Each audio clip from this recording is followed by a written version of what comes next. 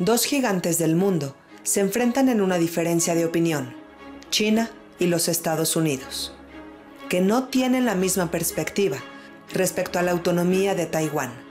El resultado es que la hostilidad se ha generado de manera inmediata. ¿Podría ser peligrosa esta diferencia de opinión para la estabilidad mundial? Esta y otras preguntas responden en entrevista para Enlace Judío, Esdra Shabot. Hola Esdra, ¿cómo estás? Me da gusto saludarte. Gracias Nadia y gracias a Enlace Judío por esta entrevista. Esdra, nos encontramos en un momento en el que hemos visto muchos escenarios de violencia en nuestro país. Hemos tenido incendios provocados incluso. ¿Qué es lo que está pasando? ¿Quiénes son los causantes, los protagonistas de esta violencia y cómo debemos de entenderla? Mira, Nadia, estamos ante una situación complicada por el hecho de que la estrategia de gobierno para enfrentar la violencia ha sido la de no provocar al crimen organizado. En algo que hay gente que dice que hay pacto, que si no hay pacto con criminales, no se sabe eso, no tenemos pruebas concretas para determinarlo, pero lo que sí es cierto, y eso lo conocemos por los propios testimonios de los militares, es que no se les confronta. O sea, que la idea es que simple y sencillamente los grupos criminales traten de evitar una confrontación directa con el ejército, que se manejen dentro de su propio espacio, pero la verdad es que esto no ha resultado de manera positiva y entonces lo que hemos tenido en el último mes, básicamente, es un incremento de la violencia porque uno de los cárteles, uno de los más fuertes ahora, el Jalisco Nueva Generación, es el que se siente o se percibe a sí mismo como perseguido y ataca o compite contra otros cárteles. Y esto es lo que termina por generar también un cierto tipo de violencia por el control de ciertas zonas del país. Una buena parte del país tiene presencia de crimen organizado en mayor o menor medida, tiene presencia además en el ámbito político y esto nos lleva a una situación complicada porque por un lado, además de la presión norteamericana que pues obliga o trata de obligar al gobierno mexicano a actuar de una forma distinta a la que lo hace, lo cierto es que los gobiernos de los estados pues, no tienen la capacidad para enfrentar a estas bandas criminales que tienen una capacidad operativa enorme. Los pleitos entre cada uno de ellos, la detención de Caro Quintero, el choque con los grupos armados, te viene a plantear una situación muy, muy compleja, en donde difícilmente podemos encontrar una salida a corto plazo. Me preguntas, ¿qué es lo que puede venir? Pues si no hay un cambio en la estrategia en donde exista una respuesta mucho más, no te digo violenta, pero sí efectiva del ejército, de los servicios de inteligencia incluso para poder detectar por dónde se mueven y qué se mueven, este tipo de fenómenos se nos van a pues, reproducir de manera cada vez más constante. Es importante entender esto porque es la tendencia que ha venido creciendo a lo largo de los últimos años y en donde, a pesar de que no hay una intención del gobierno de cambiar estrategia, eventualmente lo tendrán que hacer porque estos grupos no tienen control, no son grupos con los cuales se puede pactar o se puede negociar o digamos hasta aquí llegaron y van creciendo y tienen capacidad de ejercer la violencia. Es una situación complicada y difícilmente vamos a ver una contención de la violencia en el corto plazo. Bueno, Esdra, sin duda un tema que debemos de seguir muy de cerca. El presidente de nuestro país hizo fuertes declaraciones sobre las consultas médicas que se ofrecen en ciertas farmacias, etcétera, y esto ha generado un gran debate. ¿Qué tenemos que entender de este tema y por qué se generó una crisis en el sistema de salud pública de nuestro país? Mira, el problema radica en que el sistema de salud pública ha estado rebasado desde hace mucho tiempo, pero se tenía más o menos una estructura en los últimos, hace 6, 7 años, en donde lo que era la atención, digamos, lo que se llama de primer nivel, la gente que llega porque le duele la garganta porque tiene, antes incluso de la pandemia, porque tenían problemas estomacales, etcétera. De repente esto que se atendía y se entregaba el medicamento gratuito, con colas, con servicios, si quieres, deficientes, pero que funcionaba, esto se dejó a un lado. Se terminó con el Seguro Popular, se terminó con un presupuesto fuerte en esta área, y entonces pues lo que sucede básicamente es que la gente de pocos recursos, que además no tiene acceso ya ahora a ese tipo de seguridad social, o por lo menos de apoyo en un momento determinado, pues no puede directamente conseguir este tipo de medicamentos. Y entonces pues surge este modelo de consultorios de farmacia, que se convierte en algo así como en un mercado paralelo. Pues si no puedo ir ahí, o me van a tener 6 horas ahí para decirme que no tienen el medicamento y que vaya y lo compre, pues me voy a una farmacia, me voy con el médico de la farmacia, y ese médico me da una medicina de genérica, y me sale más barato. Claro, por supuesto, hay el problema de que entonces las farmacias empiezan a tener influencia en el tipo de medicamento que se vende, porque pues, es su médico, y entonces esto se presta a que sea un negocio más que una atención médica profesional, pero es lo que hay frente a la ausencia de un sistema de salud integral. Y creo que en ese sentido, irse en este momento sobre los consultorios de farmacias, pues no es lo mejor. En todo caso, habría que regularlos, es cierto, habría que tener mecanismos para ver hasta dónde llegan. Y hay que recordar que pues, ahí también tienen límites, porque pues, no es lo mismo llegar y que el doctor te diga, pues tiene usted que sacarse estos análisis y a partir de ahí otros estudios. O sea, si tú rebasas el nivel mínimo de atención principal, el segundo nivel ya no te lo puede dar el propio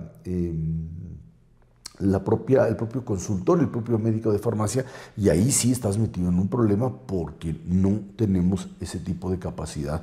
No se ha invertido lo suficiente, se desmontó una parte y no se construyó otra. Hay que irse con mucho cuidado con el tema de estos tipos de medicina, que finalmente es un paliativo, lo es, pero si se lo quitas, pues de ahí no hay otra más que irse con brujos, chocheros y cosas que definitivamente no funcionan para recuperar la salud. Claro, por supuesto, hay deficiencias en nuestro país y nadie lo paga más que la misma gente. Esdra, pasando a temas internacionales, pues tenemos a 2 gigantes que están teniendo opiniones distintas. Por un lado Estados Unidos y por el otro China. Y estas opiniones distintas pueden generar escenarios hostiles que sin duda nos preocupan a todos porque, como lo vimos en el tema de Rusia, pues puede terminar en enfrentamientos militares.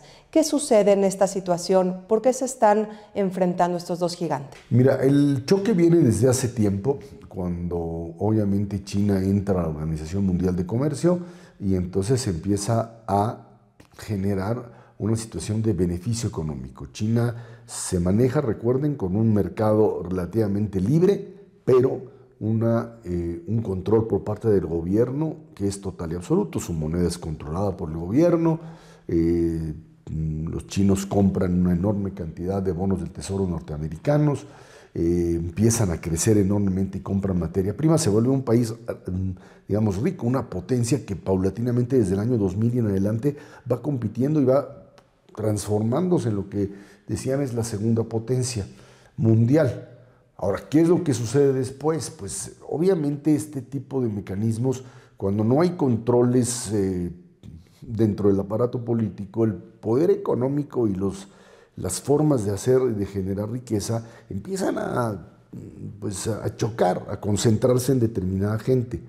Y esto lo que le ha generado a China son cuellos de botella, problemas en sus bancos, problemas con el crédito, problemas con estas inmobiliarias que los vimos hace tiempo, la llamada Evergrande, una de las grandes que termina quebrando. Y entonces China, después además generadora o iniciadora, llamémosle por lo menos, de la pandemia de COVID-19, pues termina creciendo a niveles muy, muy bajos.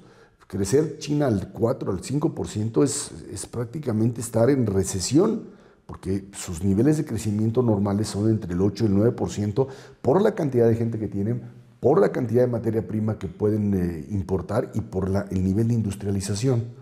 En medio de esto, las prácticas comerciales de China siempre han sido abusivas. Recuerden que ese era el discurso de Trump, diciendo es que los chinos nos están robando, etcétera, etcétera, y vamos a poner, y le puso incluso ahí cierto tipo de restricciones comerciales, cierto tipo de sanciones económicas, y a partir de ello es que el tema con China termina generando una tensión con Estados Unidos.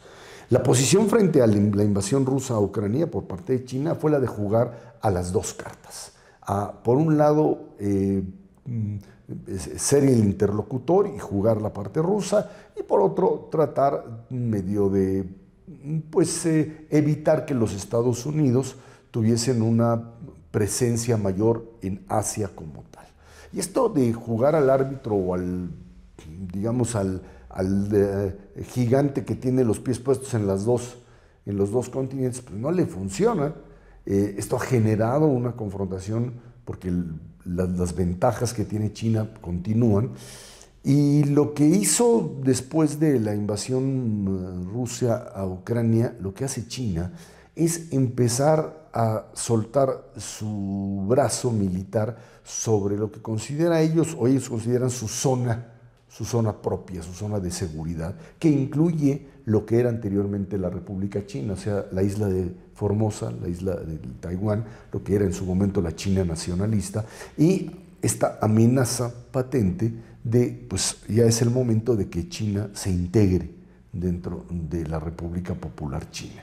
Y esto, bueno, por supuesto empieza a generar tensión. Los norteamericanos le mandan una señal muy clara cuando la presidenta de la Cámara de Representantes, Nancy Pelosi, va a Taiwán.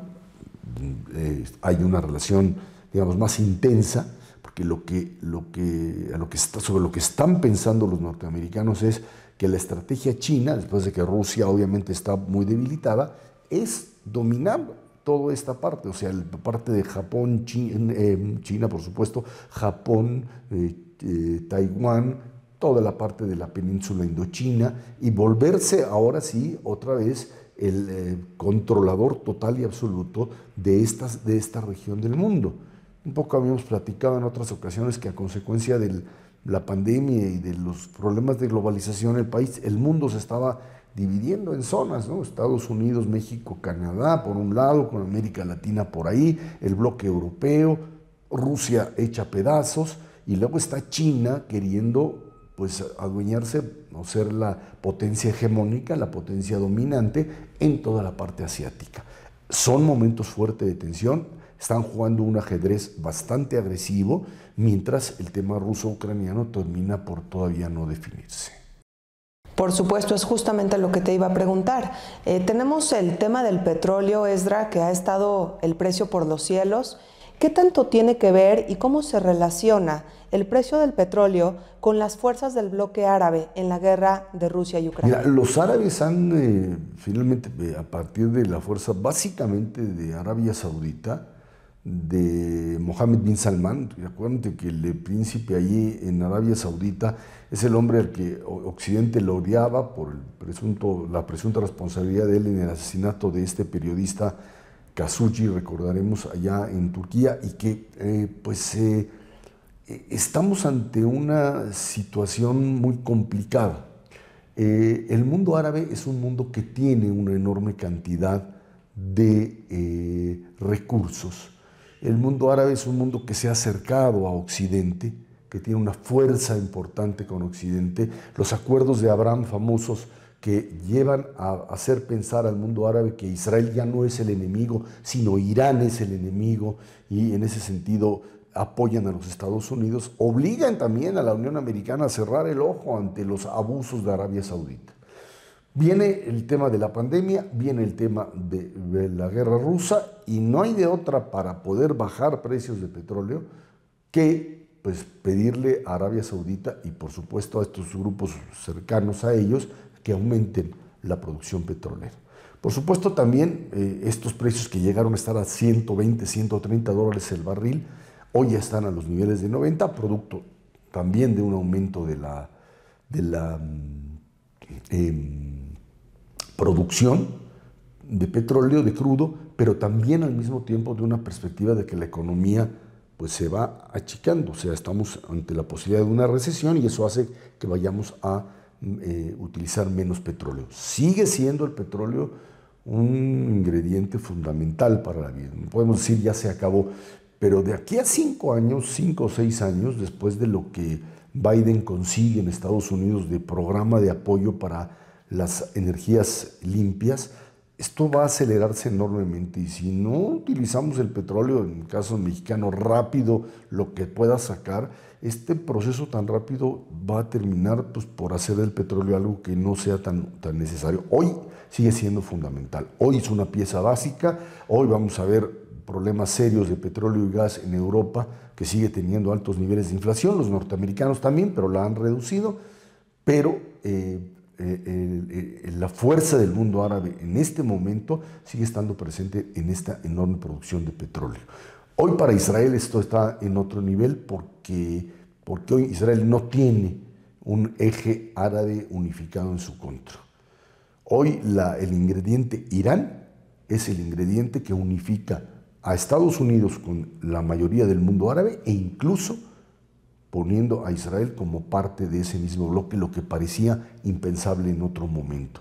Y en ese sentido las fuerzas pues se han, digamos que reacomodado y el petróleo sigue siendo un factor importante, que es lo único que el mundo árabe tiene para negociar. Qué barbaridad, un tema más en donde política y economía se revuelven, se entretejen como siempre. Esdra, muchísimas gracias por ayudarnos a entender todos estos temas que a veces resultan complejos. Gracias por tu análisis. Gracias a ti, Nada, y gracias a Enlace Judío por esta plática. Gracias.